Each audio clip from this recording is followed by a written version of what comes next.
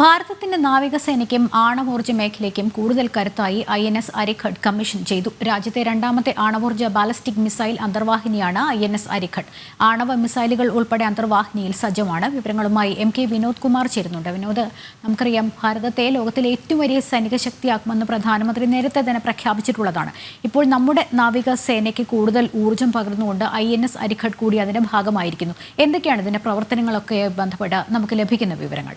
തീർച്ചയായും ലക്ഷ്മി, നമുക്കറിയാം ലോകത്തിലെ തന്നെ ഏറ്റവും പ്രധാനപ്പെട്ട സൈനിക ശക്തികളിൽ ഒന്ന് തന്നെയാണ് ഭാരതം. നമുക്കറിയാം അമേരിക്ക, റഷ്യ, ചൈന അവരോടൊക്കെ കിടപിടിക്കുന്ന സൈനിക ശക്തിയുള്ള രാജ്യമായി ഭാരതത്തെ മാറ്റുക എന്നുള്ള ലക്ഷ്യമാണ് നരേന്ദ്രമോദി സർക്കാരിനുള്ളത്. അതുകൊണ്ടാണ് നാവികസേനയ്ക്ക് തന്ത്രപ്രധാനമായ കരുത്ത് നൽകുന്ന INS അരിഘട്ട് എന്ന് പറയുന്ന അന്തർവാഹിനി, അതും ആണവോർജം കൊണ്ട് പ്രവർത്തിക്കുന്ന അന്തർവാഹിനി, അത്തരത്തിലുള്ള ഒരു അന്തർവാഹിനി തദ്ദേശീയമായി നിർമ്മിക്കാൻ നമുക്ക് കഴിഞ്ഞിട്ടുണ്ട് എന്നുള്ളത് നമ്മുടെ സൈനിക മേഖലയ്ക്ക് ലഭിക്കുന്ന വലിയ കരുത്ത് തന്നെയാണ്. ഈ അന്തർവാഹിനി ഇന്ന് കമ്മീഷൻ ചെയ്യുമ്പോൾ ഇത് രണ്ടാമത്തെ അന്തർവാഹിനിയാണ്. INS അരിഹന്ത് എന്ന് പറയുന്ന അന്തർവാഹിനിയായിരുന്നു നമുക്ക് നിലവിലുണ്ടായിരുന്നത്. അതിൻ്റെ തുടർച്ചയെന്നോണമാണ് INS അരിഘട്ട് എന്ന് പറയുന്ന ഈ അന്തർവാഹിനി വരുന്നത്. 6000 ടണ്ണോളമാണ് ഇതിൻ്റെ ഭാരം. ഇത് സമുദ്രത്തിൻ്റെ ഉപരിതലത്തിൽ 22 മുതൽ 28 കിലോമീറ്റർ വരെ വേഗതയിലാണ് സഞ്ചരിക്കുന്നതെങ്കിൽ ഈ അന്തർവാഹിനി കടലിനുള്ളിൽ 44 കിലോമീറ്റർ വരെ വേഗതയിൽ സഞ്ചരിക്കാൻ കഴിയുന്നു. അതിൽ വളരെ പ്രഹരശേഷിയുള്ള മിസൈലുകൾ ഘടിപ്പിക്കാനുള്ള എല്ലാവിധ സംവിധാനങ്ങളും ആ അന്തർവാഹിനിയിൽ ഉണ്ട് എന്നുള്ളതാണ്.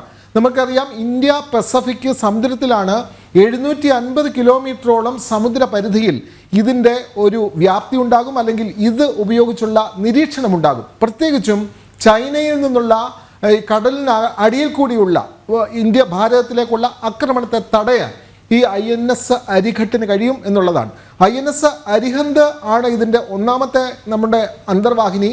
അരിഹന്ത് എന്നുള്ള വാക്കിന് സംസ്കൃതത്തിൽ ശത്രുവിനെ തടയുന്നവൻ എന്നുള്ള അർത്ഥമാണുള്ളത്. ആ സീരീസിൽ വരുന്നതാണ് INS അരിഘട്ട് എന്ന് പറയുന്ന ഈ അന്തർവാഹിനി.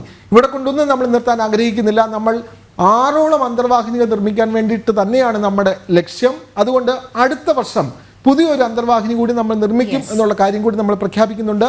INS അരിധവാൻ എന്നാണ് അതിൻ്റെ പേര്. എന്തായാലും സമുദ്രശക്തിയിൽ നാവികസേനയ്ക്ക് വമ്പൻ കരുത്ത് തന്നെയായി മാറും ഈ INS അരിഘട്ട്. MK വിനോദാണ് വിവരങ്ങൾ നൽകിക്കൊണ്ടിരുന്നത്.